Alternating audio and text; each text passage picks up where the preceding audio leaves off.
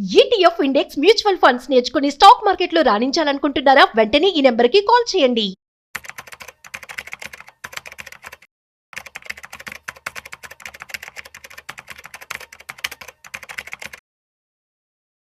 Mutual ఫండ్స్లో పెట్టుబడి పెట్టేటప్పుడు సాధారణంగా చేసేటువంటి తప్పులేంటి, ఇవి ఎందుకు జరుగుతూ ఉంటాయి, వీటి గురించి ఇవాళ మనతో చెప్పడానికి ఇవాళ మనతో mutual funds distributor Srinivas Reddy గారు ఉన్నారు. సో వారి మాటల్లో మరింత సమాచారం అడిగి తెలుసుకుందాం. హాయ్, హలో, నమస్తే, వెల్కమ్ టు సుమన్ టీవీ. నేను మీ Rajeev Pasupuleti. So let's start. So hi sir, నమస్తే. నమస్తే రాజు, ఎలా ఉన్నారు సార్? బాగున్నాం సార్. యా సార్, క్వశ్చన్ విన్నారు కదా, మ్యూచువల్ ఫండ్స్ లో పెట్టుబడి పెట్టేటప్పుడు చాలా మంది చాలా మిస్టేక్స్ చేస్తూ ఉంటారు. అవును. సో ఎటువంటి మిస్టేక్స్ యూజువల్ గా చేస్తూ ఉంటారు, వాటిని మనం ఎలా అధిగమించాలి? బేసిక్గా అండి, మేము మ్యూచువల్ ఫండ్స్ గురించి రెగ్యులర్గా ఇన్వెస్టర్స్తో కానీ లేకపోతే ఫ్రెండ్స్తో కానీ లేకపోతే అన్నోన్ పర్సన్తో ఎవరితో మాట్లాడుతున్నా కానీ ఎసెట్ క్లాస్ సెలెక్షన్ అనేది ప్రాపర్గా జరుగుతుంది. ఓకే, ఎసెట్ క్లాస్ సెలెక్షన్ అనేది వాళ్ళు ప్రాపర్గా చేయరు. ఓకే, ఎందుకంటే కొన్ని బయాస్ ఉంటాయి మార్కెట్స్లో. విపరీతమైన భయం ఒక ఎసెట్ క్లాస్ అంటే, ఒక ఎసెట్ క్లాస్ అంటే విపరీతమైన లవ్ ఉంటుంది. అవును, ఫండ్స్ మీద కూడా అలాంటి సిచ్యువేషన్ ఉంటుంది. సపోజ్ ఒక చిన్న పిల్లవాడి కోసం అంటే గోల్ ఓరియంటెడ్గా మ్యూచువల్ ఫండ్ ఇన్వెస్ట్మెంట్ చేయడం అన్నది వాళ్ళ సర్వసాధారణం. అంటే జనరల్గా ఏదో నార్మల్గా నా దగ్గర మనీ ఉంది, నేనేదో లెట్స్ ఇన్వెస్ట్మెంట్ చేస్తున్నాను అని కాకుండా ఫ్యూచర్ నాకు ఇన్ని కోట్లు కావాలి, ఇంత అమౌంట్ కావాలి, పర్టికులర్ గా స్ట్రాటజీ, నా పిల్లల హైయర్ ఎడ్యుకేషన్ కోసం ఇంత కావాలనుకున్నా నేను ఇప్పుడు స్టార్ట్ చేస్తే ఎంత వస్తుంది ఏంటంటే ఒక ఐడియాతో చాలా మంది ఇన్వెస్ట్మెంట్ చేస్తున్నాం. ఓకే, జనరల్ గా మార్కెట్ లో ఇవాళ ఆన్లైన్ అంతా కోవిడ్ తర్వాత ఆన్లైన్ చాలా ప్రాచుర్యం పొందిన తర్వాత మనందరి దగ్గర కూడా యాప్స్ లో క్యాలిక్యులేషన్స్ అన్ని కూడా ఎవ్రీథింగ్ రెడీమేడ్ గా దొరుకుతున్నాయి. ట్రూ. ప్లస్ ఇలాంటి యూట్యూబ్ ఛానల్స్ కానీ లేకపోతే మంచి మంచి ఇన్ఫ్లుయెన్సర్స్ ద్వారా కానీ చాలా ఇన్ఫర్మేషన్ మనకి డైలీ లైఫ్ లో వాట్సాప్ లో విపరీతంగా షేర్ అవుతా ఉంది. ఇవన్నీ చూసిన తర్వాత ఏమవుతుంది, ఈ ఫండ్ మంచిదే. ఒక ఫండ్ గురించి ఎక్కువగా మాట్లాడుతున్నప్పుడు అందరికి కూడా మనందరం కూడా ఒక వ్యక్తి గురించి పాజిటివ్ గా చెబుతుంటే అందరూ పాజిటివ్ గా ఎట్లా ఆలోచిస్తాము, ఇది కూడా అంతే.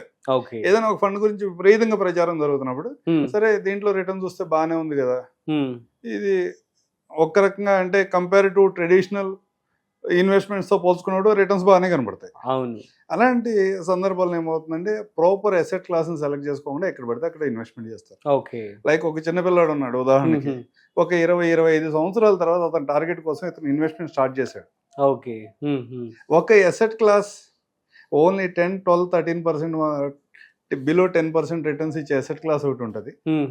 ఒక అసెట్ క్లాస్ 13-14-15% కూడా రావడానికి అవకాశం ఉన్న అసెట్ క్లాస్ ఇంకోటి ఉంటుంది. ఓకే, ఏ అసెట్ క్లాస్ నీ టెన్యూర్ మళ్ళీ సెలెక్ట్ చేసుకోవాలి. ఓకే, ఇది పక్కన యాక్చువల్గా ఇన్వెస్ట్మెంట్ వీటిల్లో కూడా స్ట్రాటజీస్లో కూడా పక్కన వాళ్ళు ఏది చేస్తే మనం కూడా అదే చేద్దామనే రూల్ ఏదైతుందో లేకపోతే మనకన్నా అలవాటు ఏదైతుందో అది ఇన్వెస్ట్మెంట్స్ లో పనిచేయదు. అంటే నీ పక్కనున్న పర్సన్కి నీకు మధ్యలో కూడా ఏజ్ లో గ్యాప్ ఉండొచ్చు, రిక్వైర్మెంట్స్ లో గ్యాప్ ఉండొచ్చు, నీ ఫైనాన్షియల్ స్టేటస్ అతని ఫైనాన్షియల్ స్టేటస్ కూడా వేరే ఉండొచ్చు. ఎగ్జాక్ట్లీ. మీ అవసరాలకు తగ్గట్టుగా సరైన అసెట్ క్లాస్ లో ఇన్వెస్ట్మెంట్ చేయగలిగితే మాత్రమే ప్రాపర్ రిటర్న్ జనరేట్ చేసుకోగలుగుతాం. ఒక 2 years 2% రిటర్న్ లో కనుక వేరియేషన్ వస్తే, ఒక 20 years లో సేమ్ ఇన్వెస్ట్మెంట్ చేసినా కానీ 2% ఇన్వెస్ట్మెంట్ వేరియేషన్ లో కూడా మీ డిఫరెన్స్ అనేది, మీ మెచ్యూరిటీ డిఫరెన్స్ అనేది lakhs of rupees ఇది అవుతా ఉంటారు. అందుకని ఇన్వెస్ట్మెంట్ చేస్తున్నప్పుడు కొంచెం ప్రాపర్ గా ఆలోచించి అసెట్ క్లాస్ సరైన అసెట్ క్లాస్ నిర్ణయించుకుని చేయాలి. రెండోది చాలా ఎర్లీగా ఒక 2 months కోసం 3 months కోసం ఉన్న మనీని కూడా రిస్కీ అసెట్స్ లో ఇన్వెస్ట్మెంట్ చేయటం. సపోజ్ లాస్ట్ 5 years గా మనం చూస్తుంటే September 24 వరకు కూడా మార్కెట్ వన్ సైడ్ వేలో పెరుగుతా ఉన్నాయి. ఆఫ్టర్ కోవిడ్ తర్వాత నుంచి ఏమన్నా చిన్న చిన్న ఫ్లక్చుయేషన్స్ ఉంటే ఉండొచ్చు కానీ పెద్దగా ఇగ్నోర్ చేసేవి. వన్ సైడ్ వేలో పెరుగుతుంది. వన్ సైడ్ వేలో పెరుగుతుంది. సడన్ గా ఒక ఫ్రెండ్, మంచి నాలెడ్జ్ ఉన్న ఫ్రెండ్, ఫైనాన్షియల్ ప్రొడక్ట్స్ పక్కన వాళ్ళకి ప్రాపర్ గా సెల్ చేసే ఫ్రెండ్, అంటే ఈ టైప్ కాదు వేరే ఫ్రెండ్, మార్కెట్ బాగా పెరుగుతుంది కదా, సరే మన దగ్గర అకౌంట్ లో మనీ ఉంది, ఒక 3 months తర్వాత 4 months తర్వాత నేను ఏదో లోన్ రీపేమెంట్ చేయాలి, అప్పటిదాకా నా అకౌంట్ లో ఉంచడం ఎందుకని ఒక రిస్క్ అసెట్ లో పెట్టాడు. అయ్యో, నెక్స్ట్ 3 months తర్వాత చూసుకుంటే అక్కడి నుంచి మార్కెట్ ఒక 20% డౌన్ సైడ్ ఉంది. అయ్యో. అలాంటి తప్పులు చేయకుండా ఉండాలి. మరి మార్కెట్ ఇప్పుడు డౌన్ లో ఉన్నప్పుడు ఆ టైంలో మరి ఇన్వెస్ట్మెంట్ సంగతి అంటే ఏమని చెప్తారు? మార్కెట్ అంటే మీ క్వశ్చన్ కొంచెం క్లారిటీగా రావాలి. ఫస్ట్ ఇది కంటిన్యూ చేసేయండి. సో అప్పుడు ఏం జరిగింది మరి మీ ఫ్రెండ్ కి? మార్కెట్ డౌన్ అయింది. మార్కెట్ డౌన్ అయింది. అతను అప్పుడు ఏంటి ఇలా జరిగింది అని నన్ను అడిగాడు. నా బట్టి వాళ్ళు ఇంకా కొంతమంది వాళ్ళ ఫ్రెండ్ సర్కిల్ అయితే నిన్ను ఎవరు పెట్టమన్నారు, నిన్ను ఎవరు ఆ పర్టికులర్ అసెట్ క్లాస్ లో ఇన్వెస్ట్మెంట్ చేయమన్నారు అని అడిగితే ఏదో మనీ కంట్రోల్లో చూశాను, లేకపోతే వాల్యూ రీసెర్చ్ లో చూశాను, లేకపోతే సోషల్ మీడియాలో చూసాను. సోషల్ మీడియాలోనో లేకపోతే ఇంకా యూట్యూబ్ ఛానల్స్ లోనో జనరలైజ్డ్ గా కాన్సెప్ట్ చెప్తారు. అది మీకు సూట్ అవుతుందో లేదో మీరు ప్రాపర్ గా అసెస్ చేసుకుని మాత్రం నిర్ణయించుకోవాలని చెప్తాను నేను. Okay, so fine. సో మరి ఇప్పుడు మా మార్కెట్ డౌన్ అయింది. సో అటువంటి టైంలో పెట్టుబడి పెట్టొచ్చా మ్యూచువల్ ఫండ్స్ లో అంటే ఏమని చెప్తారు? ఇది నేను జనరల్ గా ఇదంతా కూడా నేను గోల్డ్ ని ఉదాహరణగా తీసుకుని చెప్తా ఉంటాను సార్ మా ఇన్వెస్టర్స్ కి. సపోజ్ మీరు ఒక 1 lakh rupees పెట్టి ఈరోజు గోల్డ్ బై చేస్తున్నారు. నెక్స్ట్ 1 month లో 1 lakh బై చేస్తున్నారు, కానీ గోల్డ్ వాల్యూ ప్రైస్ డిక్రీజ్ అవడం వల్ల మీకు పర్ గ్రామ్ 8,000 వచ్చింది అనుకోండి. ఇవాళ 10,000 rupees ఉంది పర్ గ్రామ్, 8,000 rupees వచ్చింది. ఆ రోజు మీరు ఇన్వెస్ట్మెంట్ చేయడం రైటా రాంగా? ఆబ్వియస్లీ రైటే. ఆబ్వియస్లీ రైటే కదా. అదే చేయాలి, అంతే అంటారు. అంతే చేయాలి. దీనికి ఒక ఉదాహరణ కూడా చూద్దాం. ఒక్క పర్సన్ మార్కెట్ అప్ మూమెంట్ లో ఉన్నప్పుడు ఒక నెలకు ఒక 10,000 రూపాయలు చొప్పున 1,20,000 రూపాయలు ఇన్వెస్ట్మెంట్ చేశారు పర్ ఇయర్. ఆ టైంలో మీ ఎమోషన్స్ ఎలా ఉంటాయి? మార్కెట్స్ బాగా పెరుగుతున్నాయి, ర్యాలీ బాగుంది, నేను ఇన్వెస్ట్మెంట్ చేసిన ఇన్వెస్ట్మెంట్ కూడా చాలా బ్రహ్మాండంగా ఉంది,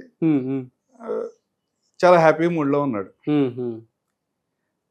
ఒక 10, 15, 20 years డౌన్ ద లైన్ చూసుకుంటే దాని వాల్యూ, ఆ వాల్యూ వచ్చి 13,27,000 ఉంది. ఒక్క ఫండ్ నేను ఉదాహరణగా తీసుకున్నాను, టైం 10 years ఇవన్నీ చెప్పకూడదు కాబట్టి చెప్పడం లేదు.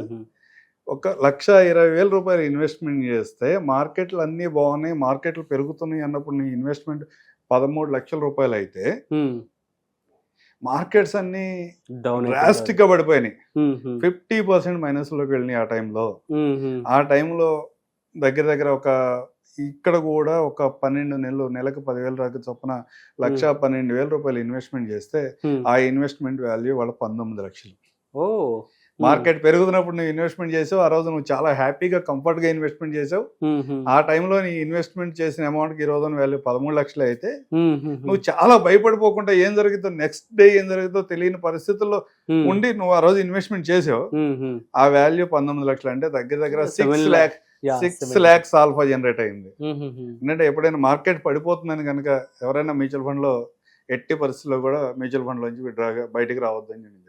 ఓకే, సో షార్ట్ టర్మ్ కి ఎవరు కూడా ఏం చేసుకోవద్దు, లాంగ్ టర్మ్ లోనే మీరు మ్యూచువల్ ఫండ్ లో it self equity mutual funds కానీ, బ్యాలెన్స్ అడ్వాంటేజ్ కేటగిరీలో కానీ, లేకపోతే మల్టీ అసెట్ కేటగిరీలో కానీ, లేకపోతే అసెట్ అలికేటర్ లో కానీ, వీటన్నిటిలో చేస్తున్నప్పుడు ఇట్ సెల్ఫ్ ఈ ప్రొడక్ట్స్ అన్ని కూడా 5 year కంటే ఎక్కువ 10 year ఉన్న వాళ్ళనే ఇన్వెస్ట్మెంట్ చేయమంటాం. అవును, మీరు 3 months 2 months 4 months కోసం ఇన్వెస్ట్మెంట్ చేసి లాస్ అయిపోయింది ఆబ్వియస్ గా జరుగుతూ ఉంటుంది. అంటే అన్ని సార్లు అలాగే ఉంటుంది అంటే ఉండదు.